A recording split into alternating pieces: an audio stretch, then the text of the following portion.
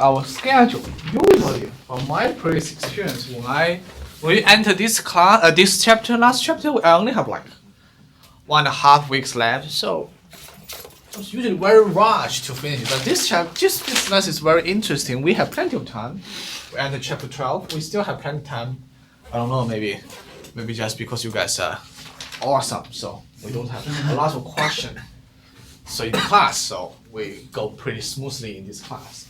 But one thing about that, I never did that before, is that because Wednesday, I know many of you have vacation time or family reunion for Thanksgiving, and first we can't cancel class. That's the policy of the university. Well, I definitely have to obey the policy. But I can say Wednesday, that's my plan. So I won't take the participation sign sheets here, and also Wednesday is the help session for homework 3. I think that is a good solution. So definitely. Are you talking about this Wednesday? Yes. We don't have class this Wednesday. Yeah. Oh really? Yeah, we don't have school this Wednesday. Okay. That doesn't matter because then we probably have enough time. Even probably next Wednesday we do have class next Wednesday, right? Next Wednesday, yeah, most likely we have already finished the whole class on next Monday. Probably only 10 minutes on next Wednesday, but I will make the ones later. But next Monday, say Wednesday you have to come here. Probably just give me the homework. Then the rest time, you want to leave early or something. Because I do think we only need 2 classes to finish this chapter. I do. The good thing is that we don't have class this Wednesday. It's also good for me, right? So I can enjoy. But also probably next Wednesday we don't need a lot of time. But for homework 3, since we still on next Wednesday, if you have questions, you have to let me know. Okay? And the most questions are from chapter 16, you already finished. Okay. So, any question or comment before we continue our study on this example? Good? Okay. So if you guys still remember, we have finished part A in this example, right? So for each x, we need how many b? Anybody remember? 2. 2b. How many c? 1. 1. How many d? 3. 6. 6. Yeah. How many f? 2. How many e? 28. Yeah, we calculated 28. Great. Okay, that's part A. If you guys still remember that, don't remember, it's okay. But let me write this for you. X, 2b, 1c, 3d, 1e, 4e. And for C, okay, that's for part 1 we already finished on last Friday's class. So part B, we will determine the quantity of these components that will be required to assemble 10 shells. So now the requirements is 10 shells, alright? So we need 10x shells. Taking into account of the requirements on hand of various components, now we have 4 units of B on hand, 10 units of C on hand, 8 of D on hand, and 16 E on hand. So we can do something together first. So for example, B. How many B do we still need?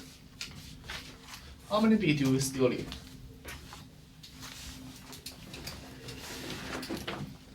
With the consideration of the on-hand 16. How do you get that, Branko? You multiply the 2 that you need times 10. But you already Yeah. got 4, so. Times 10 minus on-hand inventory. You guys said. As Branko mentioned, so first the gross, the total requirements is 2 times 10 because we need 10 shells, 10x, right? And for each x we need 2b, so totally we need 20b. But we have on-hand inventory is 4, so we only need 16b. Okay, now the question for you guys is C, D, E, F. I'll give you guys 10 minutes should be enough. 5 minutes to finish this part. How many components do we need? So does this mean you don't have any F, right? Yes, you can think about 0F on hand.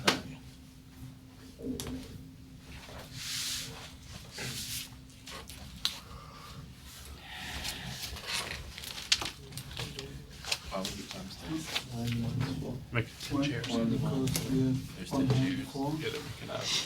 want to, Part of B. how many eggs you want to produce? 10? Or? 10 shells. So this is pretty weird. Ah. Okay.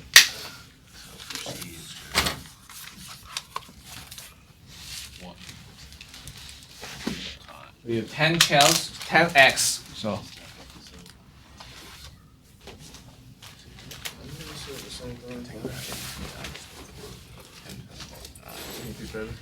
It's 2 times 10 to the 2 is B has 2 and the. So C has 1. That's the answer. No idea. Finish.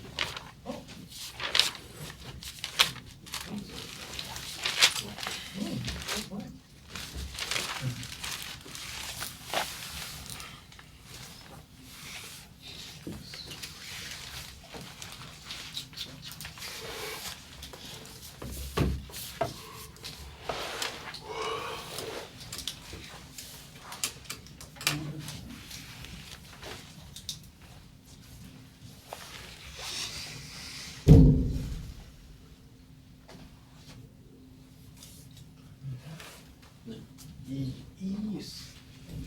Think about that.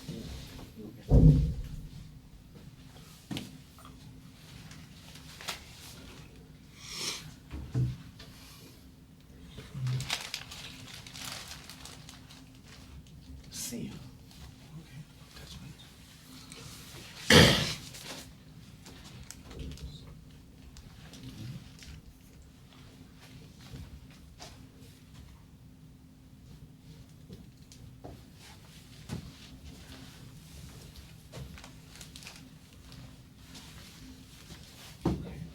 One C is still. How many C do we need? We need 10. 10 on hand. Yes. No, 10. Yeah, we're in 10 minus 0. 10 minus 10. So what about D? How many D do we need? Slowly working on it. Okay. Okay. Take your time. E? Yeah.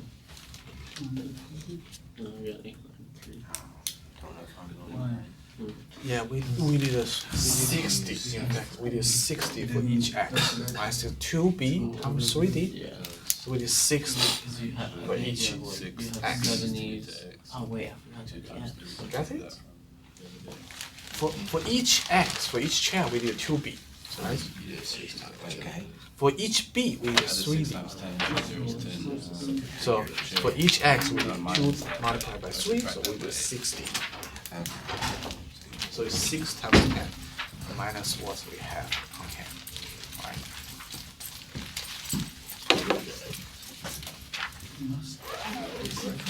So you guys, keep eating the snacks. Why is cooking? Check yourself. You keep eating the snack, everyone keep checking yourself. I this is last class. Really? Yes. That's great. Keep them more. I did that for you. Great. That's the reason I didn't blame you guys. Because I know you guys can. But I still want to point out that 10. C. Okay. One is died. No. You gotta keep eating.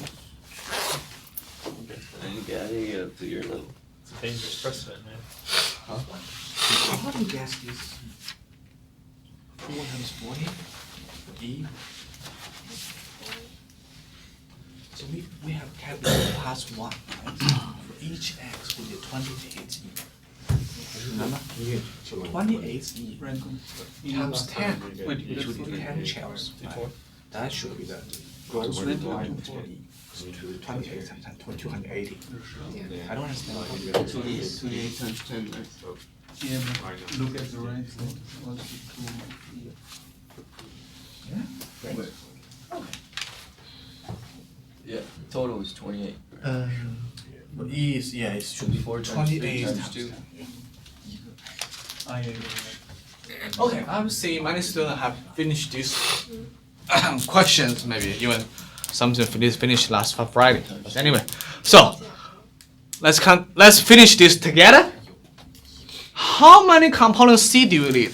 Any volunteer? 0. 0. How do you get 0?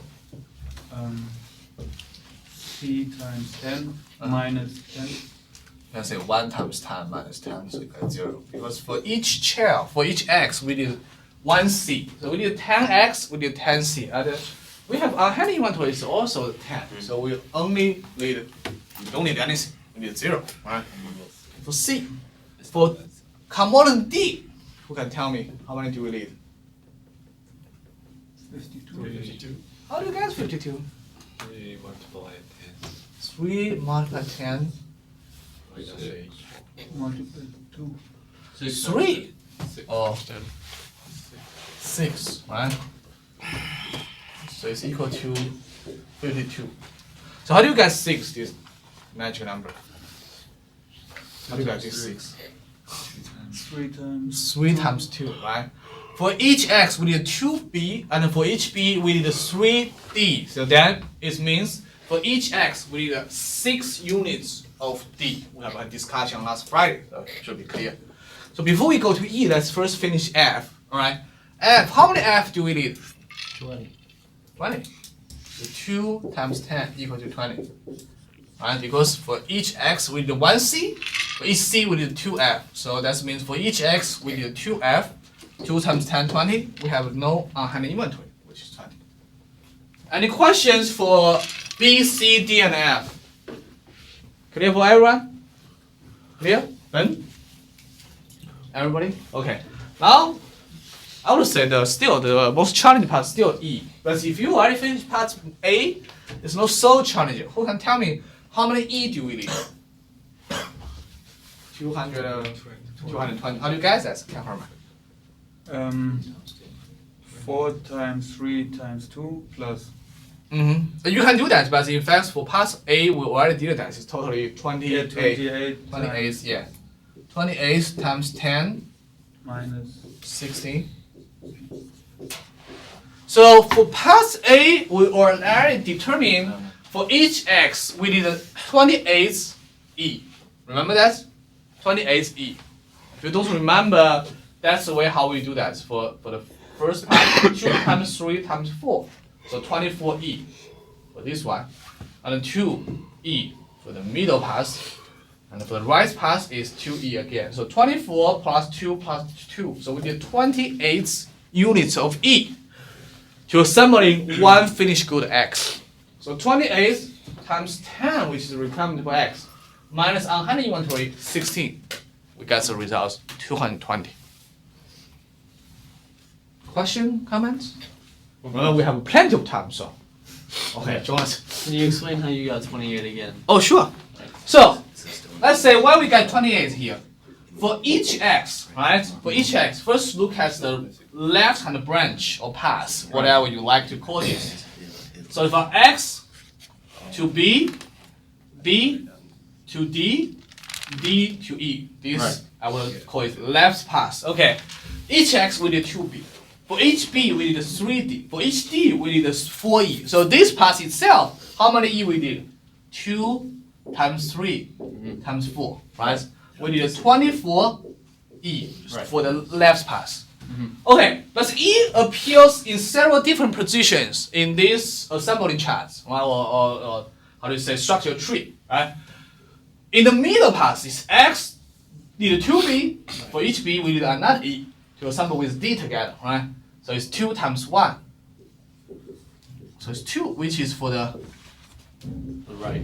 the middle pass. And the right pass is pretty straightforward. 1x need 1c, each c we need 2e. So it's 2 times 1 equal to 2. Add them together, we get 28. That's what we have done on Friday. Quick review. Clear for everyone? Everyone gets the same page? Okay. So we need 28 for each x. Now we want to produce, assemble 10 shells, 10x, we need 280, minus the on-hand inventory 16, we still need 220. Jack? Whatever asks for total parts, where you just have to add them all together. Total parts. What you mean total mass is B, C, D, E, F together? Usually we won't ask it this way because the parts are different. You have to make the exact decision on how many units for each parts. You think about the monitor and keyboard. If you tell me I need a 100 monitor and the keyboard together, I can't make the order or production for you because I don't know exactly in this 100 how many monitor, how many keyboards. Okay. Any other questions? Good. All right. So that's this example. Inputs. MRP has several different inputs. One important input we have discussed is the master schedule, production schedule. But another input is inventory record. Why it's important is already shown here because the on-hand inventory will determine how many we need to produce order, right? We know the gross requirements. For example, for E, we need 280, but without consider on-hand inventory, we can't get the exact amount we need to order or produce. So inventory record include information on the status of each item by time period called time buckets. Information include, for example, gross requirements, scheduled receipts, expected amounts on hand, and some other information like what is your supplier, lead time, both side policy, cancel order, similar events, and change. So you can see that that's one reason why I want to first finish chapter 13 and come back to chapter 12. Right? If I follow the textbook design, this chapter 12, we haven't covered inventory management. Well, I probably spend 10 minutes about different items like lead time, right? But now I don't think we need to spend a lot of time on here because you guys are so familiar with this terminology or idea or concepts of inventory information. Let's see how to use this information. Okay, first we'll introduce this assembling time charts.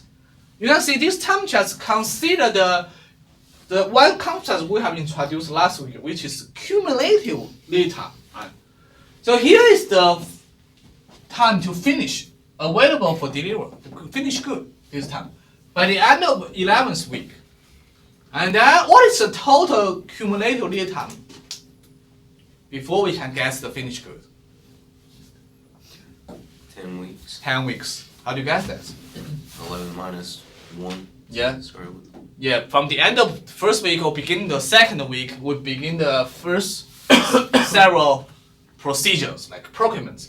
Until the end of 11th week, we finish that. So the cumulative lead time for this finished good, which is 10 weeks. So you can see here, then we need the first 2 weeks, week 2, week 3, we're doing procurements job for material D, material F, and material I.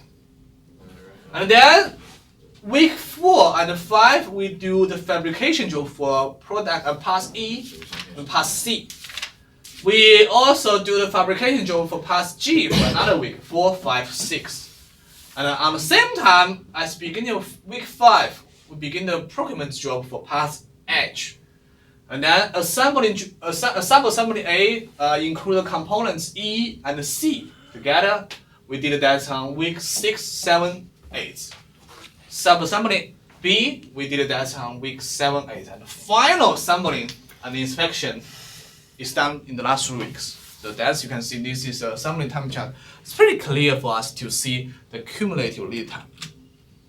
The MRP processing is taking the end requirements specified by the mass schedule, which we have discussed. Mass schedule is the result from your demand forecast, right? You have a demand forecast first, and then you have the production planning, second, mass schedule. Specify by the mass schedule and expose them, okay, into the time phase requirements for assembling parts and raw material offsets by the lead time. We'll get this result from MRP, but how do we get that? We first should get the mass schedule. Let's see how to do that. Okay. Here is a typical MRP record. You can still use this spreadsheets, type in or handwriting, but most likely nowadays this outputs from the software. They will give you outputs of this MRP record. So typically MRP record has these 6 rows. This definitely they can have much more rows for different software or design, but these are typically rows usually include information. The first row is the gross requirements for each week, so time phase growth requirements. You can tell us, okay, well here we do 10 shells by the end of 6 weeks. Okay, if that's the requirements, right? How we get 10 shells lead for the end of 6 weeks? from our master schedule, right? From our demand forecast. Okay, our customer need that. We need 10 shells at the end of 6 weeks. So that's the information, input information we have. And then we decompose this information into different items. We'll see that. And schedule receipts, projects available, so how many we have on hand. Let requirements, which is the actual amount lead, which is gross requirements minus the on hand. We have to do this example, right? What is less requirements?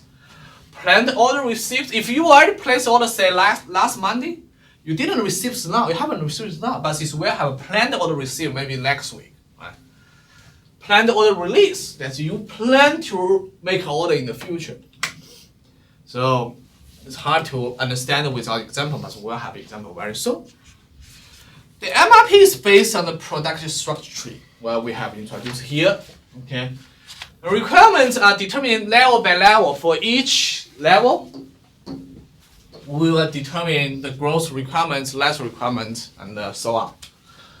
Beginning with the end item, which is finished good, and then working down the tree. So it's always from upper level to lower level. It's easy to understand because if you just see the lower level, it's hard to see what's the requirements for how many E do we have. We can't calculate how many E do we need without going from upper to low, right? The timing and the quantity of each parent become the basis to determine the timing and the quantity for children. Okay. If we need 10 childs at the end of 6 weeks, and then if the lead time is 1 week for both B and C, then we need 20 Bs and 10 Cs on week of F, right? So it's determined by the parents. The children item then become the parents item for the next level. So B and C are children of X, but D and E are children of B. So easy to understand. So this structure is very simple. This is probably the simplest structure we can get, right? So it's a shuttle include 2 frames and 4 older sections. Okay, you probably can't find a simpler products as this one. But we'll see, even these simple products structure, the MRP process, the output chart can be complex. Now, here's the example MRP. The problem is too small, right? Too small for you guys? Too small? Let's try to make it larger. Better now? Yeah. Okay. So, here, first we always begin with the parents. In this example, the parents is the finished good is the shuttle, right? So here we have the requirements. When you think about these requirements is based on the mass schedule, based on demand forecast, right? If you have pretty good demand forecast, you know that exactly at the end of the 4th week, you need 100 shuttles for customer, for one customer. As week 8, you need another 150 shuttles for another customer. Okay, that is first you have to have very accurate demand forecast. Otherwise, all the plan you know that you doesn't make any sense. Let's say you have pretty good demand forecast, or at least maybe your customer already ordered for you, so you know exactly the amount you need. That's pretty simple, right? Mass schedule, so you need 100, 150. No problem, right? Everybody, I will go very slowly because we have the homework question similar to here. Okay. And we go down to this structure tree, go down. So first we consider, it's still the shuttle, sorry. We still consider shuttles. Okay, we need 100 is the gross requirement, 150 gross requirement for week 8. We don't have any scheduled receipts for this finished good because that's the thing we need to assemble by ourselves, right? We don't have any on-hand inventory projects. So the last requirement is the same with gross requirement. 100 for week 4, 150 for week 8. Planned order receipts, the same with the last requirements, right? Is 100 week 4, 115 week 8. But planned order release, since we need 1 week, it's lead time, fabrication or inspection. So the week 3, we already need to get the shuttles in week 3. And week 7, we need 150. So it's already considered lead time here. Jack? So if you have like a 2-week lead time, you'd write it in week 2. One week, yeah. If that's okay, your question is that if the lead time is 2 weeks. Yeah. If the lead time is 2 weeks, then we need that in week 2. That's right, and we need that in week 6. But here lead time is 1 week, so we only need for week 3. Okay, good. So then we know, okay, we need other component frame and the wood section ready on week 3 because we need 1 week for final assembly and inspection, right, for the finished good, which is shuttle. So by using the structure tree, we know that for each shuttle, how many frames do we need for each shuttle? 2. How many? 2. 2. We need 2, right? Then we make the MRP record chart for frame now. Okay. For frame, since we did 100 on week 3. Okay, we did 100 on week 3. So times 2, we did 200 frames on week 3. Similarly, for another demand happened on week 8, we did 300, it's 150 times 2, 300 frame on week 7. It's clear for the first row? Because the coefficient is 2, we did 2 frames. Questions? I go very slow as you want, slower than you want. Questions? So it's 200 times frames. 2 because you need 2 frames? Yes, because last page.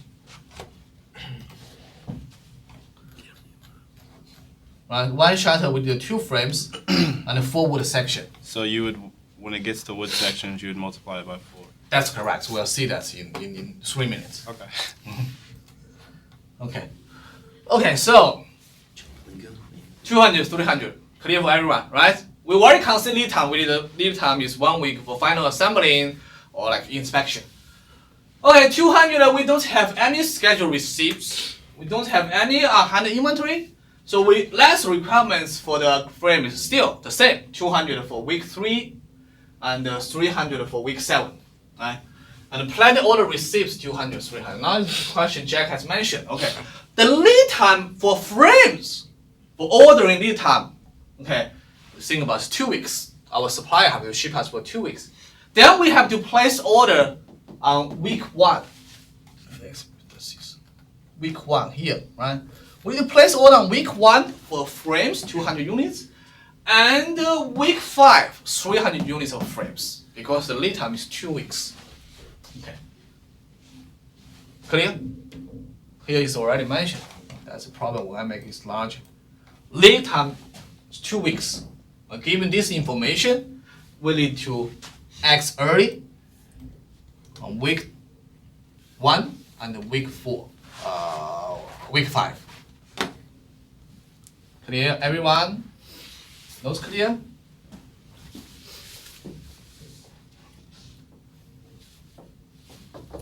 Silence. I don't know what that means. Lead time just like adds up, bro. If you lead time 1 week, Yeah, lead, and there's 2 for frames, and it's 3 weeks total. yeah, total is 3 weeks. So if you think about, this is, for example, this is the small. This is charts, right? So if you have the final product, in our example, final product lead time is 1 week. This part is 1 week. But for the part A, which is frame, is 2 weeks. Right? So total you can think about 3 weeks. But we still have to calculate their requirements one by one. So we can't say total is 3 weeks. You have to let us know, okay, exactly for each component how many we need. That's what we have done. So it's 1 week for the finished good. So which means, okay, you give me the frame and the shuttle. I still need 1 week to assembling and also maybe do some inspection. Then we can get some finished shuttles. Sorry, frame as wood section. For frames, most likely, well, my understanding of this question is the ordering lead time, which we are very familiar with that from inventory management, right? I order from my supplier. Our supplier have to ship to me. Maybe I also need some inspection. Well, it's not specified, but you understand. The transportation time, inspection time, maybe quality check time, that's 2 weeks. So that means we have to place order 2 weeks early. Good for you, Franco? Okay, that is clear for us. So for frames, we need to act on week 1 and week 5, 200, 300. Now, wood, the second component is the wood section, right? Wood section here. So for wood section,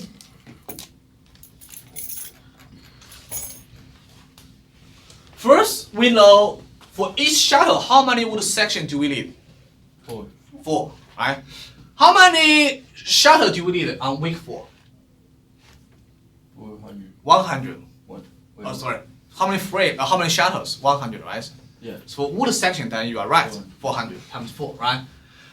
Similar here, we need 150, and then we times 4 is 600 for the wood section.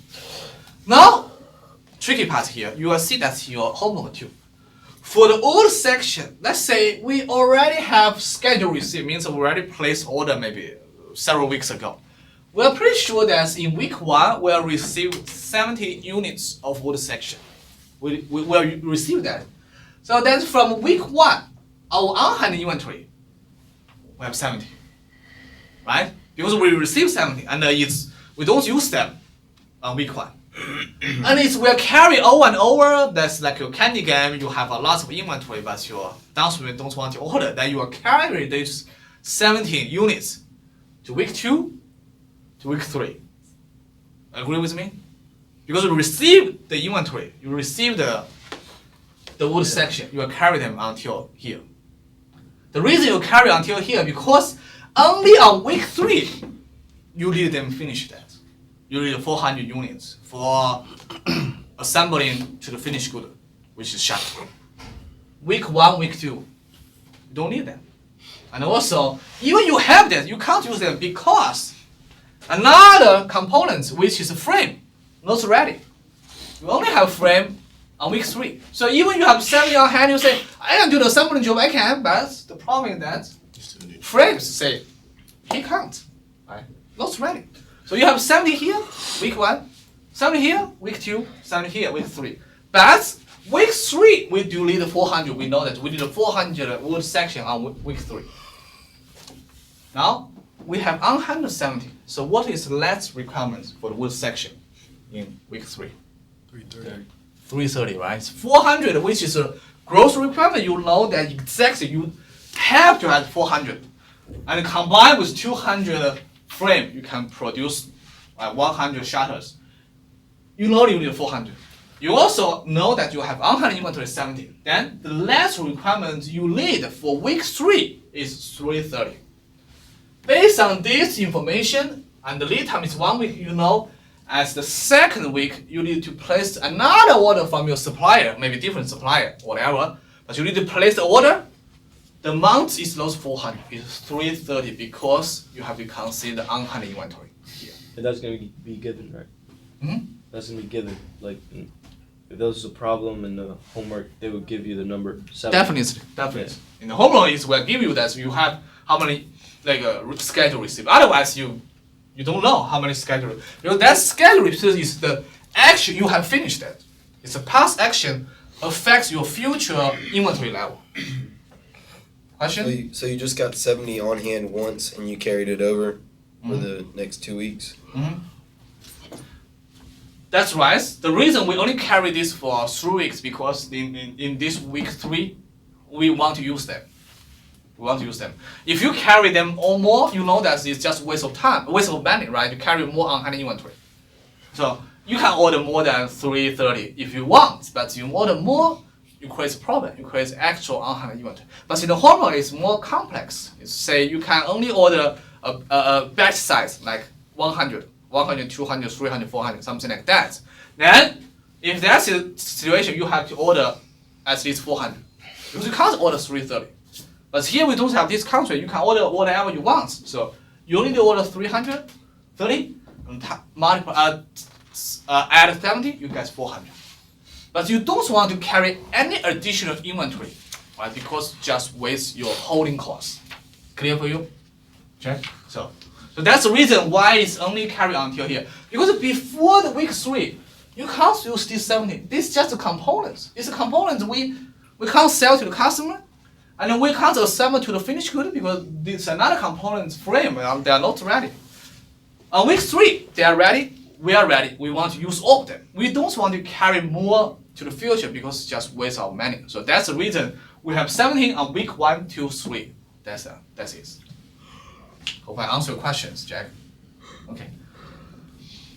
Now, second part is pretty easy. We do 600 on week 7 and 600 for the last requirement 2 because we don't have on-hand inventory. So we need to place order on week 6, 600. That's this part. I know probably still some students still gets confusing. It's okay. Okay, we will have the overall question. You can ask me, but we have plenty of time. Question, comments? No question? Jonathan? No question? Clear for you? Okay, that's great. Okay. Now, this is the part I mentioned that, this is the part I mentioned. So if we have a constraint here, we still the same. We did 100 shuttles and then 150 for the week 8. Now, if we have a constraint here, let's say for frames, we can only order the amounts which is the multiplier of 160. You can think about it because the batch size is very clear. So frames, so batch size is 160. So you can order 160 or 320 or 480. It's very practical, right? So many products they have the batch size. You can't order like 1 piece or 2 pieces. So the batch size for the frames is 160, 320, and 480, so on from your supplier. If that's a condition, nothing else changes, but here we change. We still need 200 for week 3 for frames. Last requirement 200. But how many do we need to order here? 320. Because if you order 160, you can't satisfy the demand requirement for the customer, right? So the next level you can order is 320. So that's why here, if we have a constraint, lot size is multiplied. Here is multiplied of 320. Okay. If this is lot size 320, well, this is the minimum amount we can order, and we have to order, unless you want to disappoint your customer, right? So we order 320, we minus 200, we only need 200. We get 120 on-hand inventory, which is 100 for the raw material, for the components, which is a frame. We carry on until the week 7 because we need another 300 frame here. But the last requirement is 300 minus on-hand inventory 120 is 180. Again, 180 is less than the minimum order requirement. We have to order 320 again, which place order 2 weeks early. We understand lead time. But again, we have additional on-hand inventory. 320 minus 180, 140. We'll carry on. So the problem creates is because the lot size creates a constraint for how many units we can order from our supplier. Or maybe we produce by ourselves, but the lot size problem. Then we have to carry this inventory again and again. So that's the problem. But given the constraint, we have to face this. Clear for you guys? Because of the lot size constraint here, we can only order 320, 640, 960. So that's the reason, try to satisfy the demand for 200 on week 4, we order 320. Try to satisfy the demand for 300 on week 7, we order 320 again. Then we carry the additional inventory. Clear for everyone? Slow down. Any question or comments? JJ? Grace? Maybe? Grace? Everyone here? Grace? Smiling. Pretty shy smiling probably means you still have some confusion, but it's okay. If you're smiling so loudly, probably you have no question, right? Anyway, maybe I'm wrong. I'm not a good person about psychology. But anyway, second part, wood section. Now what is the lot size constraint for the wood section? Lot size constraint. 70. It must be a multiplier of 70, which means you can only order 70 or 140 or 210, so on, right? So for the wood section, you can only order 70, 140, 210, 280, and blah blah blah. So here we know the gross requirement is the same, 400 and 600 for week 3 and the week 7. We still have the on-hand schedule received 70. Now we know, again here, last requirement for week 3 is 330. But the problem is that, can we order 330? No, right? Because we have this lot size constant here. Must be multiplied of 70. So the minimum amount we can order is how many? 350, right? 350. That's the minimum requirement. Otherwise, if we order less, 280, it's not enough. So we have to order 350. Then we have 20 additional wood section, or it's useless to satisfy demand for this week. So we carry this 20, 20, 20 until here. And the last requirement is 600 minus 20, 58. So it's but we can't order 580, right? Multiply of 17, so we have to order 630. So we carry another 15 on hand inventory, 0101. So that's how we calculate that. Clear for everyone? Any question or comments? One comment I want to make here is that probably is related to Jack's question he asked 10 minutes ago. So you can see here, we do have on-hand inventory for both these two components, right? We have 20 for wood section from this week 4, so on. We have 120 for frames for this section, so on, right? Well, in this example, I think they have this, probably have a point, they didn't state that, so they prefer to have the components inventory on hand instead of finished good, because what you can do is that, since you have on-hand inventory, you can produce more shutters here, right? You have 20 more wood section, you have 120 frames. Then you can produce 5 additional shutters if you want, right? You can produce because you have enough component here. Even you don't have a demand requirement, you can produce. But some company will do that because the reason you want to have some safe stock or buffer, right? You want to have finished good, right? If you have component here, why we just produce them, right? Why we have components in our inventory? Even we have rush order, we have to still make the assembly. So that's the thing. If you consider inventory management production, sometimes they want use them all on hand inventory, like these 20 wood seconds. They want to use them, assemble together to make the production of the shutters. But here, probably they have the policy, they want to keep the raw material or components, maybe it's cheaper to hold them, so that's the reason. But you can definitely ask this question if you work in the company, why we just produce this, assemble them together, right? We get the finished good. Maybe customer have the rush order, they will come, I have. Otherwise, I have 0 finished good on hand inventory. That can be a problem. That's the thing I'm thinking about that when you look at that.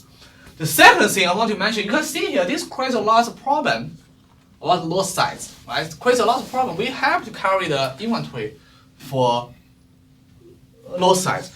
How can we solve this problem, or maybe reduce the problem? We already finished chapter 13. If the ordering lot size is, we have these constraints.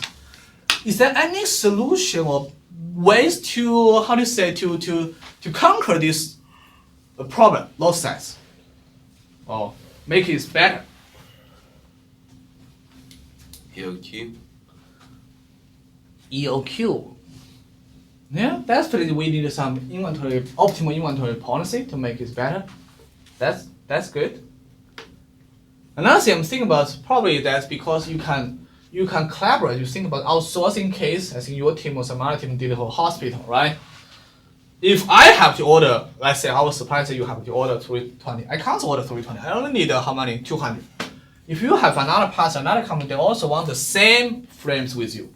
Together you can order 320 or 640, and then you can share this 320, and together you can lower down your holding costs. Otherwise, it can be a problem. So you can, like, 2 hospital, they share the laundry service, they get a better price. Right? So the same idea. So for lot sizing, So some other thing you can think about load sensing maybe about your package, right? Because your package, you want to redesign your package. Truck load problem. Probably you can see instead of one truck load shipped to me, whether you can have the truck shipped to different supplier or truck include different component or material. Then we can lower down this load size. But you can see here, we didn't discuss too much on chapter 13. But in this chapter, you can see load size can create problem. Even you have a perfect inventory management, say I only need 200 units for the frame. I have zero inventory management, inventory cost. But unfortunately, given the load size constraint, you will have a lot of holding costs. So that can create the problem for us. Okay, I think that's the end of today's class. If you don't have any questions, if you have any questions, feel free to ask them. I'll see you guys on Wednesday, right? Monday.